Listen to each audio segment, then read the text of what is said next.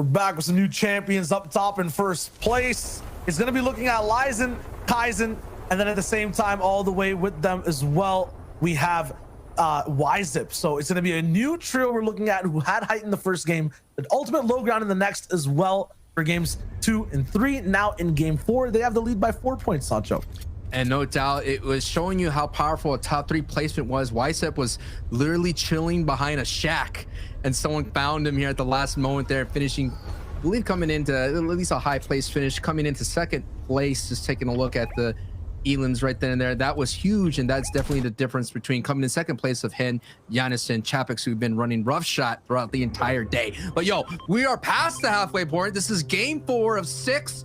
This is the EU region. Later on today on the broadcast, we're going to have the NA East and NA West making its grand return back for all the West players out there. No doubt are excited to see that coming back to the main broadcast. But thank you all so much for joining in. We appreciate you joining us from around the world on your Valentine's Day. And nothing like having Shio Wager as my Valentine's Day date. I'm having a great time. Thank you, Sancho. It's been many years I haven't had a Valentine's date, but I got you. Cured me from my curse. Let's go, dude. Past that though, man, Sancho, I have a dictionary, thesaurus, translator. I have everything I can to try to decipher what is going on in EU. But these guys are crazy, man. I can't figure it out. It's just fights on fights. It's stuff you can't define. It's you asked game 1 why Savage, pushing him to the storm in the Stealthy Stronghold. I gave you a reasonable explanation. I was incorrect. These guys just want to fight, man. They just want to fight. Sometimes those fights can actually convert into valuable storm tags, as we're hearing the Predator kind of making a ruckus down below. That is the Predator music. But yeah, I mean, sometimes you get those valuable storm tags. You get to pick on people who are not necessarily experienced fighters when it comes to like the timing, right? You could catch someone off guard. You could sneak up on someone who's just pickaxing a bush or pickaxing a rock, and all of a sudden you get tagged in the back. But looks like Tarper God and Planet are taking that personal. They saw you. Hey, I saw this trio in my drop spot, and I took that personal. And I went ahead and took that personally, right? That's what they're doing right here. And his might get sniped here in the back. You gotta watch out. I mean, every single game they kind of seem lost as to what the next play is to make in the mid game. So I feel like the pivot for Plains, Juke, and Tarper is to just push earlier on. They're not going to get invaded into Stealthy Stronghold by any other trio looking to push. It will try to affect Puyi's game, but these guys, or Chapix's game, but these guys in total just understand how to kind of get pressure off of them. Meanwhile, on the other side of the map, Poncho, once again, a fight with Taste and iDrop and Savage. Man, I'm just seeing, I'm not sure if this Salty Towers investment is true and true. As we see Tayson go down, we see Savage go down, and iDrop goes down. And Slove and Mirza, we did see them do really well holding on to height so early out there in the previous match. And we were talking about how they let the entire lobby go and get all those basically points taken away from them when they held on to the height. But they said, not this time. We're going to go ahead and push right into Salty Towers to take out the big dogs of Savage, iDrop. I just don't know. We saw this before. I don't like deja vu. Deja vu is weird. You always freak out and you don't understand what's happening, but it just feels so much deja vu for seeing a prominent trio go into this POI that's being contested, and it just doesn't work out. It's kind of like it's taxing to see over and over again, to see some of the big names go down so early because they're in a drop spot that we already talked about. It's just plain weird. It's business, Sancho. It's business, and sometimes business transactions can be uncomfortable, especially if you have ARs in the mix. You got to condition your POI. You got to fight no matter what trio's rolling up on you. You got to show that you are the boss of the business. So that's exactly what Savage is trying to do. Even if he loses, he'll be there next time as well. Advise Artor and Cubics, usually seeing them with some cool jivey mid-game action. They're going down in the Coliseum this time. They're trapped, and in this gladiator match, they just lost. Yeah, we're seeing Browner, Yaxo, and Rapid coming off of that Cammy split, just as right side is basically a scavenger route that's been popularized by Cammy, and going into the Coliseum. Again, we're joining this match kind of like a little bit into the action. So everyone's basically on their secondary rotations or kind of peeking into. We're not seeing pure drop spots fighting right at the moment. We're seeing a little bit after that. As you can see here, the team that takes height after the 7th zone has an 86% chance win rate. Yes, that's true. But who's currently sitting on top of the board? It's guys YZip. Yeah, I mean, these guys did have one game where they got hyped, and they almost won the game, kind of. They almost won the game, yes. So, you know, they might not be winning entirely there, but, you know, I wonder what the percentage chance is for them just end up winning this qualifier overall, because they're looking really good right now. And fun fact with them as well, a little bit of research on the trio. You know, Lizen, 100% duos console FNCS champion. Yes. If you guys are watching this man stream or watching his gameplay, he's absolutely cracked. You know what I'm saying? Like a bullet through glass. Like, this man is leaving every single player he's fighting against breathless, not having you know, another chance to play the game entirely. And the cool way these guys kind of came together, they don't really have a history of playing together overall. Tyson and Wiseup always kind of duoing up with a Phil overall. You know, Levin was telling me in the background, you know, all the Frenchies always play with each other. Maggle's kind of like the little link in the puzzle. Lizen plays with him a lot, but at the same time plays with Wiseup as well. So these guys came together off of, I guess, that connection. New trio, looking at their gameplay so far this FNCS, Sancho, I mean, what do you think? I think it's just absolutely amazing, aggressive, but at the same time smart. I think, you know, we might see new friendships form. We've been watching the EU region the entire time, and we've been seeing teams just break up all of a sudden. I know this is Valentine's Day. We're not supposed to bring up breakups and stuff like that, but we've been seeing some trios kind of split and find new homes. And we took a look of Snap Miro and Swag. They've been a trio for a long time. They did really well in the FNCS last time, coming into 22nd place. They were actually able to get a couple of victory royales in the semifinal stage, and they were the last team that snagged a victory royale in this wave right now in this match. This is match 4 again, and not a lot of breakouts in the fights this time around. It looks like everyone's kind of slowing down just a bit. This is what happens usually after that game 3, that fast-paced game 3. Adjustments. Halftime adjustments happen, and you're seeing a lot of adjustments kind of being played out right in this moment. And now you're seeing Andretta, Rescar, and Scram looking to find some valuable Storm Surge tags, as 6 people have to go down, but no doubt they do not want to invest in some of the heals that they already got right now. And it's Hen, Chapix, and Janice here, who've been basically walking out of this PI free every time. This time, last time had a nice fight to take. This time, Janice gets beamed down and taken out? Question mark. He's basically down. Yep, I'm trying to tell you, man. This is that moment you're catching someone off guard. They're not expecting Andretta, Rescar, and Scram to be here, and you let your guard down, and you see that utility power item of the sniper ring true. And Janice now is trying to get it back up. No shield, and now in full retreat as the pressure is on, as they are retreating as much as possible. I mentioned they got in multiple engagements here, Janice, and they were able to survive even those secondary third engagements here in Craggy Cliffs. But Andretta, Rescar, and Scram, this may be it for this engagement here soon after. But are they disengaging again? Get in there! They must. 361 damage above Surge. I think they came for what they wanted, but that's true. You know, it's scary still for that little bit of a rude wake up for Janice. It's like, they're used to fighting Yaxwell, right? People who are already inside the POI. Once they see it's clear, once, you know, that can be split trio is gone, if they choose a different option, they chose the Coliseum this game, obviously. You feel safe, but you always got to watch out for Andretta. You never know where you could be lurking. Now past rotations, though, we're in boxes, Sancho, and fights are still going down.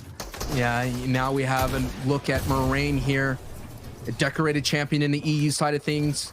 This was Levin's pick of Lunif, Jasper, Moraine, who hold on to Hunter's Haven, and because they are there at Hunter's Haven, they were able to eliminate the Mandalorian, and they pick up the Mandalorian sniper, so that gives you some great mobility when it comes to its use of its melee, as well as some great sniper damage. But now we're taking a look at this high-speed chase, trying to get into the safe zone as much as possible. So many tags onto this vehicle, literally 368 HP.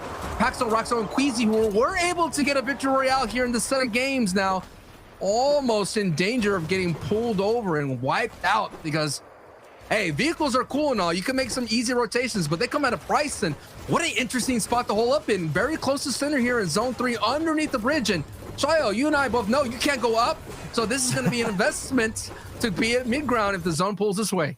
Well, let's talk about their win condition as a trio in general, right? Raxo, Paco, and Queasy.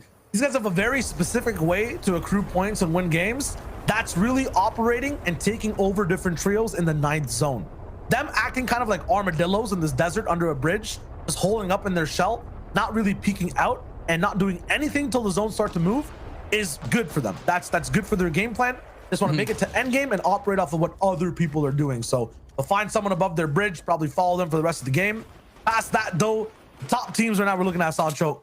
Once again, mentioning them for I think the 8th time. Dyson, Lyson, and Wyzen. 114 points have taken over Janus and Chapix. That's Uguay 74. They're 4 points ahead. Kinzel's kind of at the behind side, 40 points down though. I feel like it's a 1v1 up top, and then after that, it's everyone else.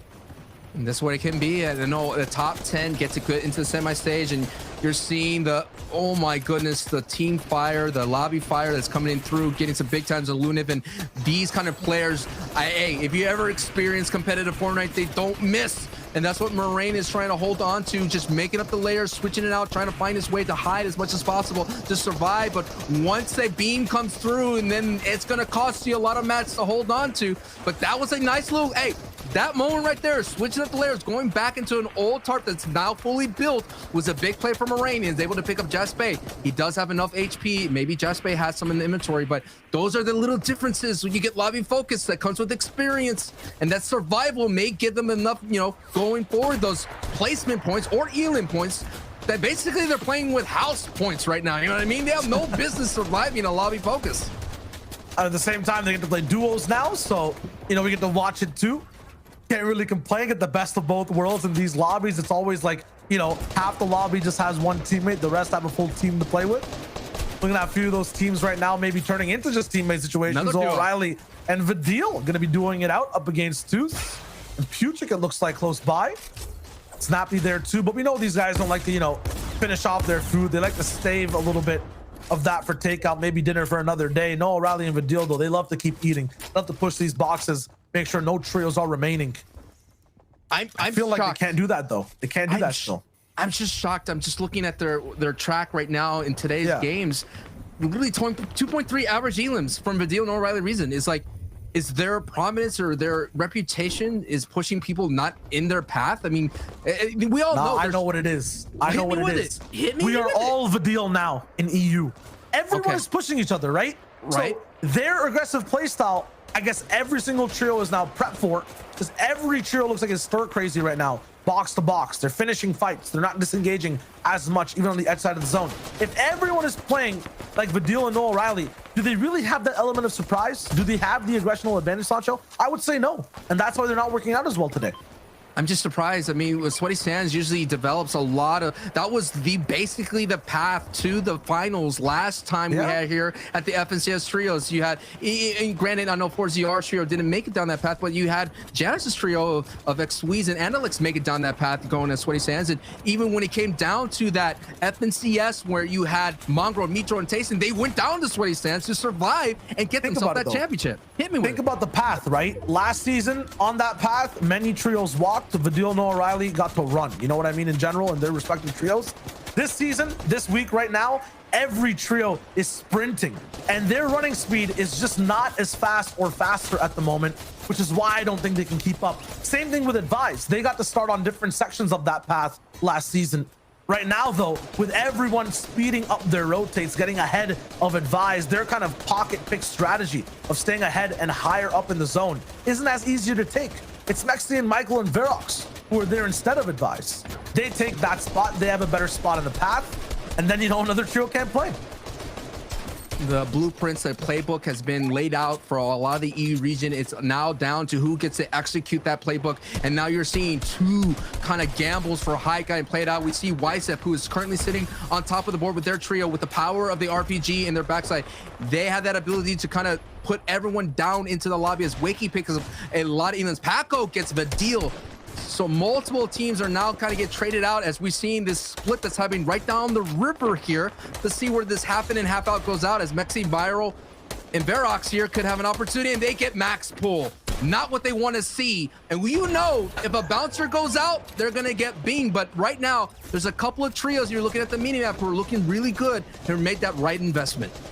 Yeah, a bunch of employees to this circle, and right now only 2 trios got upgraded and promoted to CEO. Those are the guys inside the 5th zone. It's just 2 different colors, I think green and white inside the circle. Everyone else has to make a mad dash and move past the bridge that we saw Raxo, Paco, and Queasy just hiding from, right? They get to stay in the center, They get the chill, and now they're closer to that win condition once again. Playwall's made strides and bounds to sprint towards the zone. Veroc's kind of lagging slightly behind, and there's someone taking Storm Surge below them, so they have to be slightly careful here. They make the run, but I feel like somewhere over here, Sancho, someone's gonna trip and fall. Yeah, you're seeing right now the Storm Surge is literally being the factor of that, tripping everybody, and that's why Liza now is being sent down below to try to get some, not only on this rotation, but he's trying as much as pick up storm tags as possible. Only 44 above, and that's not going to last long, my friends. And there are only 3 people need to go down, now 2, but hey, every moment that passes is could be very dangerous here. So 13 above, yes, you could breathe for that spray moment, but you're gonna have to keep moving and keep fighting as much as possible. And usually you want to be with your pickaxe out, and look at all these catacombs that Lizen, Kaizen, and Weizab have to go through. This is our #1 team that's sitting on top of the board. Over 40% of their elims occur before the 3rd zone. But this match here, Shayo, they have nothing going for them. They're gonna have a lot of work to do considering that Storm Surge. And look at this. Hen, Janice, and Chapix are sitting on high, and hey, at the same time, those Storm Surge tags, that gives a big target to anyone that's sitting on high to send beams through those builds.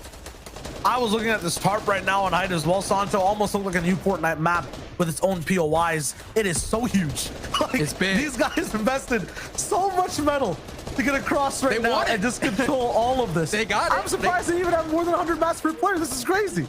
They must have found some mats somewhere down below and just invested. Look at these huge alpha tarps, these huge ramps. This is like a mega porta fort. This is like a satellite dish 3.0, 5.0. No one's going to come up, but hey, the more surface area you've covered, the more you have to watch out for. Someone could sneak up with the bouncer play, but let's get down into the mess. Let's get down into the chaos that's down below. For a brief second, we saw a nice elim go off right then and there, but now we got a nice little calm, serene look as now you're seeing everybody making a move.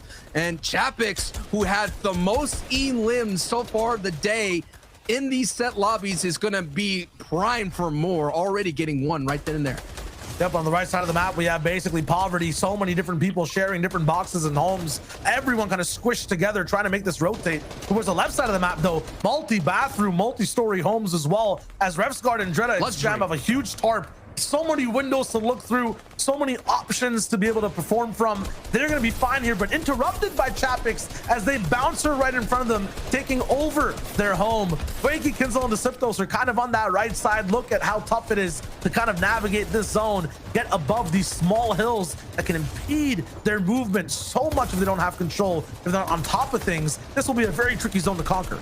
Not only that, the zone is going to make you force a layer switch. You might go right into the arms of someone's full blocks here. Very dangerous grounds to we, as Wakey is very low on hard mats. So any wood mat is going to be built and kind of be destroyed by any beams. Now we're going to take a look at the overall picture now. Your top right is Analyx, looking really good with his trio, picking up with about 6 elims, looking strong. You have him, Janice, and Chapix here on your bottom right, looking down over everybody. But now Analyx goes down, and it's going to be Michael and Verox in that trio picking up that elim. So things are looking gravy at height, but at the moment right now, the chaos is still breaking out down below as we have 12 teams still up in total and 29 players here going into these final zones here, Shayo. Yep, another mega trio tarp all the way up top. Janice and Chapix, we saw the percentage stat before, an 86% chance basically to win this game for them. The question is, who's kind of battling for second overall? Where is Weizab? Is he still alive either? Wakey kind of trying to make a few things possible, taking out Putrick. So I'm wondering exactly where Snappy is, and if these guys will end up butting heads. Putrick's still alive, so that trio has 1 member still functioning for the moment, though. On low ground, it's 5 different trios getting into engagements and taking shots over and over again. It's getting absolutely destructive and crazy down below. Up top, sky high, it's blue skies completely, no issues whatsoever. Look at Wakey just trying to stay alive. He has an entire cube of pressure on him from every single face. It's just not possible, but he finds a little bit of, I guess, peace before the storm.